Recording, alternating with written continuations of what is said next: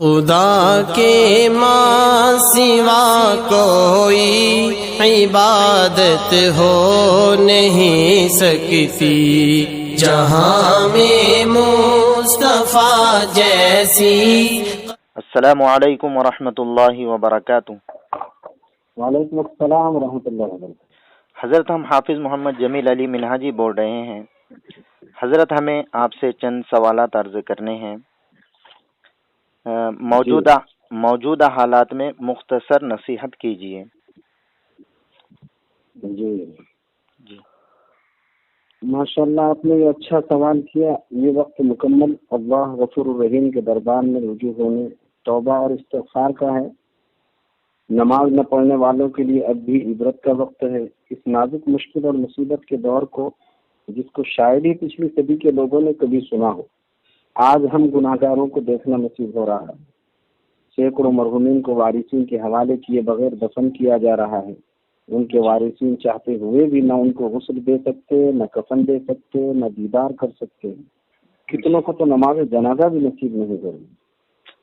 اللہ ہی اس کٹھن موڑ پر ہماری حفاظت فرمائے، ہمارے دین ایمان اعمال کی حفاظت فرمائے، اور مزید مشکلات کا سامنا کرنے سے ہماری اور ساری پیارے نبی صلی اللہ علیہ وسلم کی امت کی حفاظت فرمائے۔ جی حضرت مستورات وہ خواتین الحمدللہ نمازوں کا اہتمام کر رہی ہیں، لیکن اگر نمازوں کے نام اور ان کی رکعتوں کی تعداد اور موجودہ دنوں میں 15 اپریل سے رمضان تک بیڑ شہر کے لیے ان کے اوقات بتا دیے جائیں تو بہتر ہوگا۔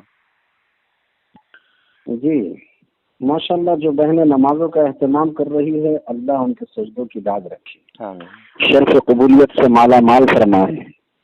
آپ کے سوال کے مطابق 5 وقتہ نمازوں کی تفصیل یہ ہے۔ دن رات میں اللہ رب العالمین نے سارے مسلمانوں پر 5 وقت نمازیں پڑھنا فرض عین فرمایا ہے۔ ایک بھی نماز جان بوجھ کر چھوڑی جائے تو اللہ کے دربار میں سخت باز پرس اور پکڑ ہوگی۔ وہاں اس نماز کے چھوڑنے کا جواب دینا نہایت مشکل ہوگا۔ لہذا سب نے نمازوں کا خصوصی طور پر اہتمام بھی کرنا چاہیے۔ جو پڑھ رہے ہیں وہ قابل مبارکباد ہیں۔ فجر میں 4 رکعت ہیں، 2 رکعت سنت، 2 رکعت فرض۔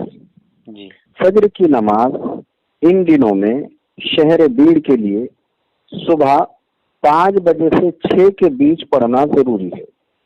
اس وقت کے بعد وہ نماز قضا کہلائے گی۔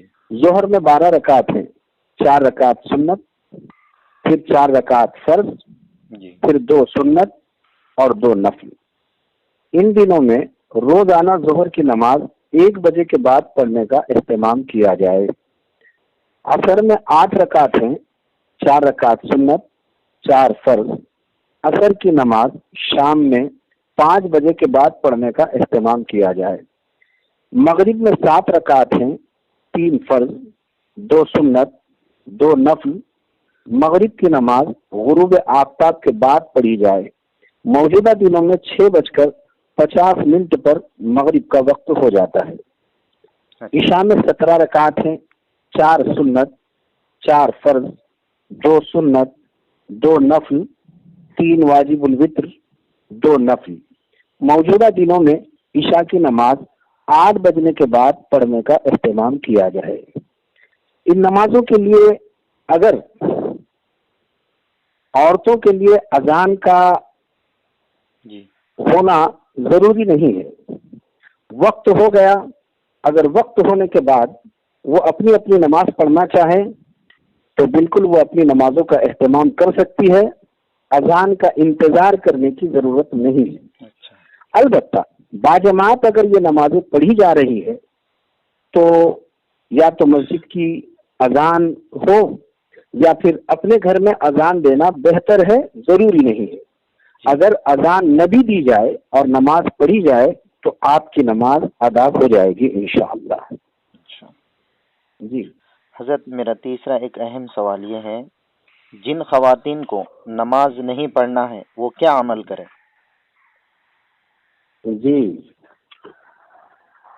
ایام میں نماز تو معاف ہے، ان دنوں میں نماز روزہ، تلاوت، عورتوں کو ان چیزوں کی اجازت نہیں ہے۔ اچھا، البتہ ان کے علاوہ درود پاک، تسبیحات کا اہتمام، ذکر اللہ اور دعاؤں کا اہتمام کر سکتی ہے۔ یہ سب جائز ہے، منع نہیں ہے، بلکہ فتاوی رحیمیہ میں مجالس الابرار کے حوالے سے منقول ہے، ان نماز نہ پڑھی جانے والے دنوں میں عورتوں کے لیے مستحب ہے کہ ہر نماز کے وقت اپنی نمازوں کی عادت برقرار رکھنے کی غرض سے وضو کر کے مصلی پر صرف بیٹھ کر اپنی نماز پڑھنے کے وقت کی مقدار سبحانک استغفر اللہ الذی لا الہ الا هو الحی القیوم پڑھتی رہے۔ پھر سنیے، ان نماز نہ پڑھی جانے والے دنوں میں عورتوں کے لیے مستحب ہے کہ ہر نماز کے وقت اپنی نمازوں کی عادت برقرار رکھنے کی غرض سے وضو کر کے مصلی پر صرف بیٹھ کر اپنی نماز پڑھنے کے وقت کی مقدار سبحانک استغفر اللہ الذی لا الہ الا هو الحی القیوم پڑھتی رہے تو اس کے نام اعمال کو بہت سی نیکیوں سے سجایا جائے گا۔ لہذا ان ایام میں خواتین بہت کچھ درود، ذکر، تسبیح، دعا، استغفار کر سکتی ہیں۔ کتابوں کا مطالعہ، کتابی تعلیم، مصنون دعاؤں کا اہتمام کرنے میں کوئی حرج نہیں، بلکہ یہ اعمال موجب اجر و ثواب ہیں۔ انشاءاللہ اس سے ان کو بہت فائدہ ہوگا انشاءاللہ۔ حضرت ہمارا چوتھا اہم سوال یہ ہے، تہجد، اشراق، اوابین، تحیت الوضو و صلاۃ التسبیح، ان کے اوقات اور تعداد رکعت بھی بتائی جائے، بہت فائدہ ہوگا انشاءاللہ۔ جی، نوافل کے سلسلے میں احادیث میں بڑی فضیلت آئی ہے۔ جی، سب سے اہم فرض نمازیں ہیں، لہذا حتی المقدور فرض نمازوں کی مکمل طور پر کی جائے، اس میں کسی قسم کی کمی کوتاہی نہیں ہونی چاہیے۔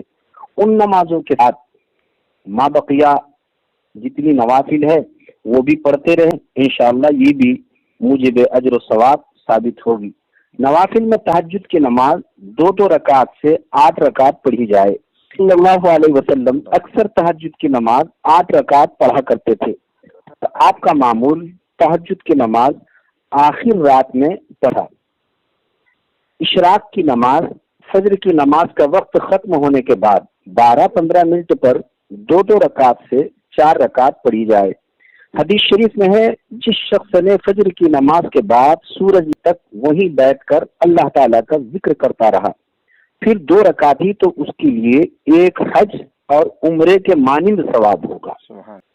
فائدہ اٹھائیے، بڑا سستا سودا ہے، البتہ یہ بشارت پابندی اور اہتمام کرنے پر حاصل ہوگی۔ نماز اوابین، مغرب کی فرض نماز کے سنتوں کے بعد جو 2 رکعت سے نمازیں، انہیں اوابین کہتے ہیں۔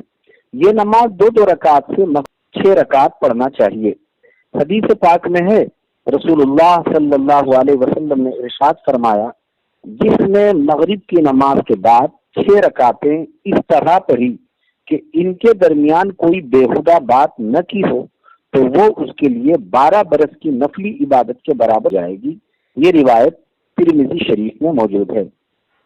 اسی طرح تحیت الوضو، حدیث شریف میں ہے، جو مسلمان جب بھی اچھی طرح وضو کرے اور وضو کے بعد دل کو حاضر رکھ کر حضور قلب کے ساتھ 2 رکعت نفل پڑھے، تو اس کے لیے جنت واجب ہو جاتی ہے۔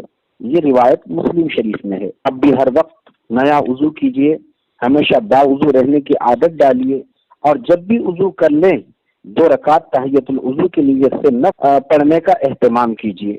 وقت ہمارے پاس کافی ہے، روزانہ کوئی ایک وقت خاص کر کے اور ایک وقت کو مختص بنا کر 4 رکعت صلاۃ التسبیح بھی پڑھنے کا اہتمام کرنا چاہیے۔ حدیث پاک میں ہے، تم اگر بالفرض دنیا کے سب سے بڑے گناہگار ہوں گے تو بھی اس کی برکت سے اللہ تعالیٰ تمہاری مغفرت فرمائے گا۔ جی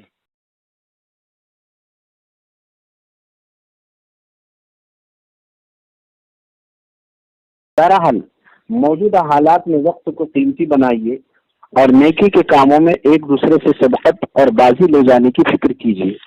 روزانہ گھر میں سب مل کر بیٹھیے اور طے کیجیے، مثلا آج درود پاک کا اہتمام کیا جائے گا. پھر شام میں ایک دوسرے کا محاسبہ کیجیے کہ کس نے کتنی بار پڑھنے کا اہتمام کیا ہے. کسی دن قرآن کریم ہی کی تلاوت کا اہتمام کیجیے اور شام میں محاسبہ کیجیے کہ کس نے کتنے پارے تلاوت کیے ہیں. کسی دن نوافل 2 رکعات سے محض اللہ کو راضی اور خوش کرنے کے لیے پڑھتے رہیے. کسی دن لا الہ الا اللہ کا ورد کیجیے.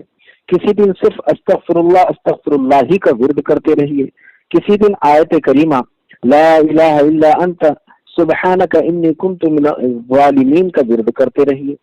کسی دن حسبنا اللہ نعم الوکیل ہی کا ورد کرتے رہیے. کسی دن دعاؤں کا اہتمام، کسی دن صدقہ خیرات کا اہتمام. یہ اور جیسے کاموں میں لگے رہیے، اللہ انشاءاللہ آپ سے بہت راضی ہوگا. بہرحال یہ ضرور یاد رکھیے کہ کسی دن کوئی ایسا گناہ سرزد نہ ہو جائے جس کی نحوست سے ہمارا سارے کیے کرائے اعمال پر پانی پھر جائے. اس سے بہت بچتے رہنے کی ضرورت ہے. اللہ تعالیٰ سب کی سارے اعمال کو بے انتہا قبول فرمائے اور امت میں نیکیوں کا ماحول عام تام فرما دے اور برائیوں سے بچنا اللہ تعالیٰ ہمارے اور سارے امت کے حق میں بے انتہا آسان فرما دے. ابھی سے اگر ان معمولات کا اہتمام کیا جاتا رہے گا تو انشاءاللہ رمضان المبارک میں بھی ہماری یہ عادت باقی رہے گی اور پھر رمضان کو پوری طرح سے وصول کرنا ہمارے حق میں آسان ہوگا. ابھی سے دعا کرتے رہنا چاہیے کہ اللہ رب العالمین رمضان کو عافیت کے ساتھ ہمیں عطا فرما دیں اور رمضان کو پورا وصول کرنے میں ہمیں اپنا پورا انہماک اور اپنی پوری توجہ مبذول کرنا اللہ تعالیٰ آسان فرما دیں. ہمارے حق میں بھی آپ دعا فرمائیے. میں بھی دعا کرتا ہوں اللہ تعالیٰ ہم سب کو شرف قبولیت سے مالا مال فرمائے. السلام علیکم ورحمۃ اللہ وبرکاتہ. وعلیکم السلام ورحمۃ اللہ.